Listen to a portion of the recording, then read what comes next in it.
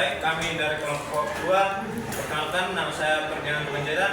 Saya Razwan Jani. Saya Nadia Sofia.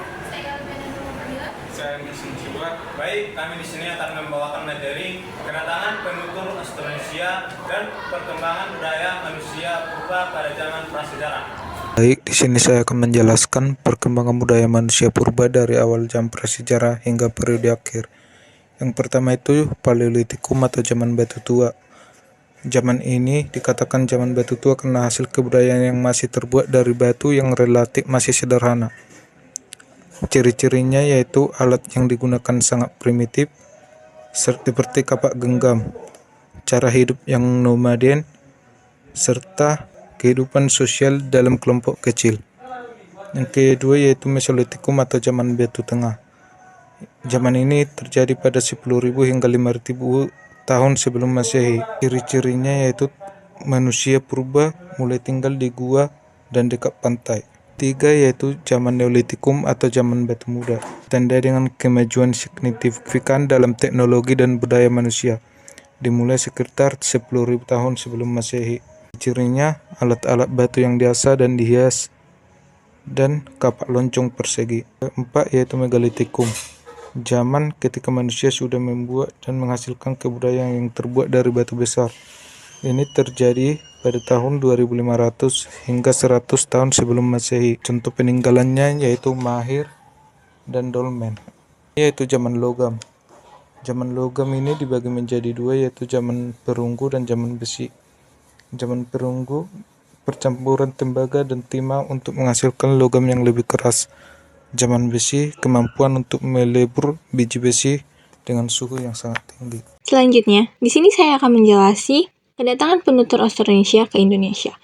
Kedatangan penutur Austronesia ke Indonesia merupakan bagian dari migrasi besar-besaran yang dikenal sebagai migrasi Austronesia, yang diperkirakan sekitar 2000 hingga 1500 sebelum Masehi secara bertahap. Penutur Austronesia dikenal sebagai pelaut ulung, sehingga bisa menyeberangi lautan dan menjelajahi pulau-pulau baru. Dalam perjalanan migrasinya, penutur Austronesia membawa teknologi pertanian, seperti menanam padi, serta kemampuan dalam mendomestikasi hewan, seperti babi dan ayam. Bahasa dan budaya mereka kemudian menyebar dan menjadi dasar dari bahasa-bahasa daerah di Indonesia saat ini, seperti bahasa Jawa, bahasa Sunda, dan bahasa Melayu. Migrasi ini memainkan peran penting dalam pembentukan identitas budaya dan etnis di Indonesia.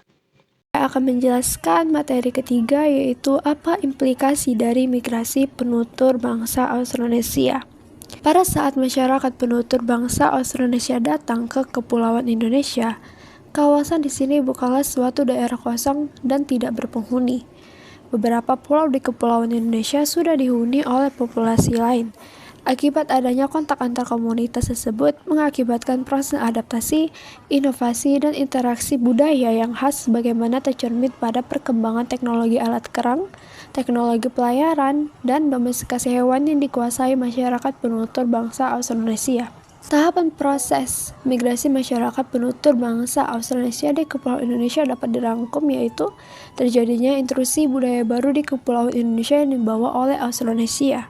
Akibatnya, terjadilah perkembangan budaya Neolitik yang ada di Kepulauan Indonesia disebabkan oleh adaptasi dan interaksi antara masyarakat pendatang Austronesia dengan komunitas non-Austronesia yang telah menghuni kawasan Indonesia sejak masa sebelumnya. Interaksi antar budaya yang intensif menyebabkan integrasi budaya Austronesia dan non-Austronesia di Kepulauan Indonesia. Saya akan membahas mengenai penilaian perubahan budaya yang terjadi setelah penutur Austronesia tiba, termasuk teknologi dan cara hidup masyarakat lokal. Proses migrasi yang dilakukan manusia purba dilatar belakangi oleh berbagai alasan. Salah satunya perpindahan hewan buruan. Pada awal kemunculannya, manusia purba hidup berpindah-pindah, atau biasa juga disebut dengan nomaden, karena kemampuan mereka masih sangat terbatas dan hidup mereka masih dalam taraf berburu. Daerah tujuan migrasi manusia purba biasanya dekat dengan sumber air dan banyak hewan buruan. Hidup manusia purba sangat bergantung pada kondisi alam di sekitarnya. Kondisi alam seperti perubahan iklim, turun naiknya permukaan air laut, munculnya daratan baru dari bawah permukaan laut, letusan gunung berapi, timbul tenggelamnya sungai dan danau, dan gempa bumi juga menjadi alasan manusia purba bermigrasi. Dampak migrasi ini juga mencakup bahwa kontak budaya perkembangan manusia purba memiliki peran penting, karena melalui interaksi antar kelompok, terjadinya pertukaran ide, teknologi, dan praktik sosial yang memperkaya budaya masing-masing kelompok. Asal-usul nenek moyang bangsa Indonesia. 1. Teori Yunan. 2. Teori Nusantara. 3. Teori of Africa. Dan 4. Teori of Taiwan. 1. Teori Yunan. Teori ini berasal dari Yunan Tiongkok dan didukung oleh Muhammad Ali. Teori ini ada dikarenakan memiliki penamaan pada bahasa yang berkembang di Nusantara dengan Kamboja. Adanya perubahan dan gelombang migrasi karena Indonesia termasuk bangsa Mongol yang didesak oleh bangsa lebih kuat ke selatan, yaitu Negrito, Proto-Melayu, dan Deutero-Melayu. Yang kedua, teori Nusantara. Teori ini didukung oleh Muhammad Yamin yang menyatakan bahwa manusia Indonesia berasal dari bangsa itu sendiri. Teori ini muncul karena bangsa Melayu muncul dan berkembang di Nusantara.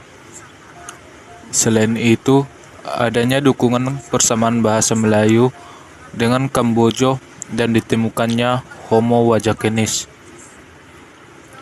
Yang ketiga, teori of Africa. Teori ini menyatakan bahwa manusia Indonesia berasal dari Afrika yang melakukan migrasi sekitar 70.000 tahun yang lalu karena gletser. Hal ini didukung karena adanya fosil di Lek, Mungo, dan migrasi pada 2 jalur. 4. Teori of Taiwan. Teori ini menunjukkan bahwa manusia Indonesia berasal dari Kepulauan Formosa. Teori ini didukung oleh Harry Truman Simanjuntak.